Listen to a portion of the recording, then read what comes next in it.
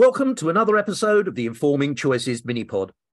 The idea of the metaverse is of an iteration of the internet as a single, universal and immersive virtual world that is facilitated by the use of virtual reality and augmented reality devices. Right now, it might be more accurate to describe it as a network of 3D virtual worlds focused on social connection. There are plenty of ideas about what the metaverse might be in the future, how it might evolve from gaming, a virtual workplace, a concert venue, lecture hall, or fashion store. Today, we'll focus on the role of the metaverse on play. To discuss metaverse and the future of play, I'm delighted to welcome back friend of the podcast, leading futurist Alexandra Whittington. Alex, welcome back to the podcast. Hi, Steve. Thanks for inviting me. So this idea of the metaverse, then, tell us, what is the metaverse and how is it being used today? Let's start with some of the basics, perhaps. Well, this is a big question that futurists are asked. What is the metaverse? I hear a lot about it. It's a buzzword. It's a source of FOMO, right? Fear of missing out. Yeah. But what is it exactly? And, you can get as many definitions of the metaverse as the number of people that you ask. But to me, the most notable thing about the metaverse is that it is a interactive version of the internet. It's more visual. It can provide other sort of sensory stimulation, whether it's through VR or other technologies, haptic. So it's a little bit more of a sensory online / digital experience. But what stands out the most to me about the metaverse is its resemblance to a video game. And a lot of people have made that observation. It's basically like one of these, SimCity or, similar video games. So that's what I've been thinking about lately. Fascinating. And I guess it could turn out to be one of these things that ends up being used for something really different than we imagine it might be used now. You only got to think about how the internet was originally designed, what it was originally designed for, and what it's used now. So with that in mind, you've recently written about metaverse and the future of play. What are the characteristics, do you think, of the metaverse that make its application in play so appealing? Well, I think that there are characteristics of the metaverse, and there are also some driving forces outside of anything necessarily metaverse related that are kind of converging to influence this play emphasis when it comes to the metaverse.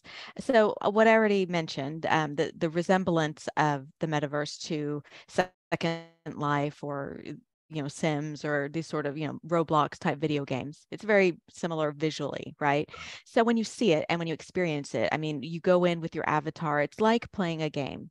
But there's some other trends going on, and I guess the bigger world, right? The business world and education that I think are kind of, guiding this play environment. One of them that I came across recently is that Teams is now offering games inside of Teams. You can start a game with your coworkers in Teams in a meeting, either as, team building or just a way to, get people to talk to each other, add a little fun into the workday. And that's something that schools are also doing. Schools are putting play.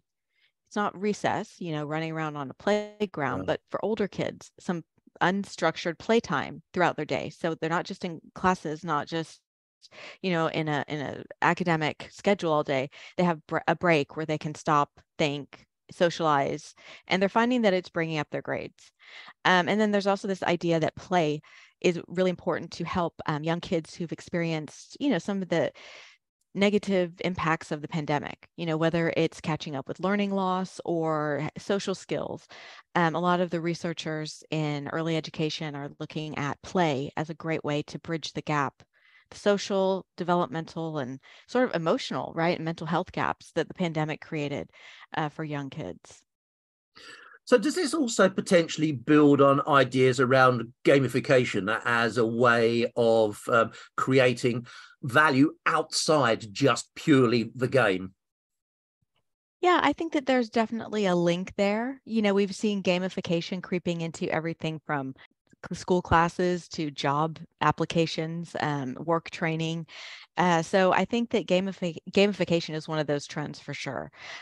There seems to be a feeling of making things more fun, more playful, and that's something that the internet, the metaverse, mobile technologies have all sort of permitted to unfold. I was doing some research for a completely different reason a little while ago, and one piece particularly stood out for me with regard to the metaverse. And the idea, it was a study in YPulse, and the study said that around about 40% of 13 to 39-year-olds have already purchased virtual clothing for their avatar.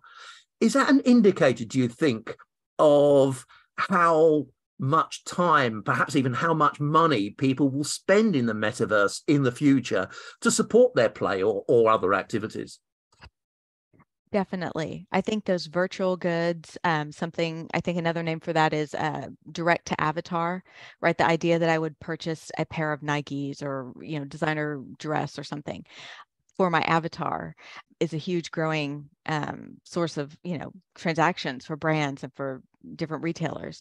So yeah, I think that's definitely going to increase because it meshes with a couple of other trends, which is, obviously Gen Z and younger having a very vibrant online life, right? That really means a lot to them, it's part of their identity and it's lived through their avatar.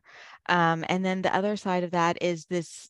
I also attribute this to Gen Z being more conscious about consuming physical products, right? There's an awareness that we have overconsumed, and that has contributed to, right, the climate crisis that we face. And I think Gen Z is very aware of that. So purchasing digital shoes, products, digital services, actually in what many would argue is a very, very early iteration of the metaverse. Do you think that's an indicator of actually how big the metaverse might be in a very short period of time, given its growth, given the prevalence of technologies to support metaverse? I think that's one of the big uncertainties. I think the metaverse as a topic is very, replete with uncertainties. There are a number of outcomes that we really can't, excuse me, we can't really predict which way they're going to go, because I've heard both sides, right? I think there was an event held in the metaverse not very long ago that was like attended by 30 people or something, right? There's just not as much exposure to it as those of us who are futurists or who work in technology areas. Like we're highly hyper aware of it. Yeah. But for the average person, the metaverse is just completely an abstract concept that they won't really, ever gravitate towards until they're given a good reason. So far, I don't think the levels of involvement are breaking any records.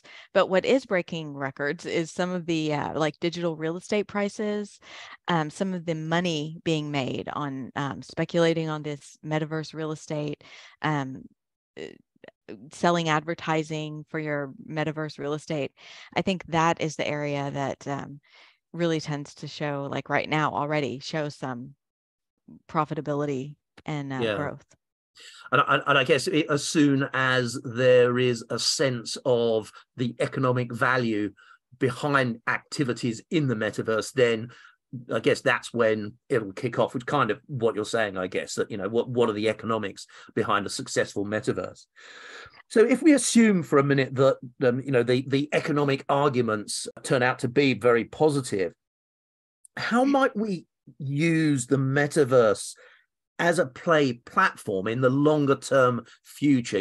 What is it that will be really different in the way that we use it in 10, 15, 20 years time to what we imagine right now? Yeah, so I do think there's a lot more, I guess you would say, social and personal potential in the metaverse. That's what I'm really interested in right now. Yeah. So I've been thinking about different types of play that could emerge. And the interesting thing is some of them don't look anything like what we would consider play, but there's already hints that these are forming and they could take off in the metaverse. The first one is called learning play.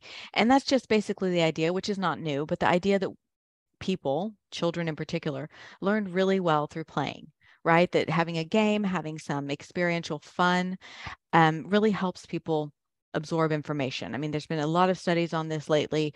Education researchers, psychologists are getting more and more interested in the idea that a game, even a video game, can provide educational benefits and just improve the quality of teaching and learning. So I think that that is an exciting social opportunity. The other one is called working play. And this is the idea that playing a video game could actually be your job. There's a very emerging, I would say, weak signal on this, but it's been happening for quite some time. It already has a cute name called GameFi, right? GameFi, for short for finance. The term is used to describe these play to earn crypto games, where you play video games and you actually earn cryptocurrency, like through your performance at the game. So there are people in some parts of the world that are literally providing for their family by playing these video games. So they're able to cash in the cryptocurrency for, national currencies or whatever, and they're able to basically earn their income through playing games.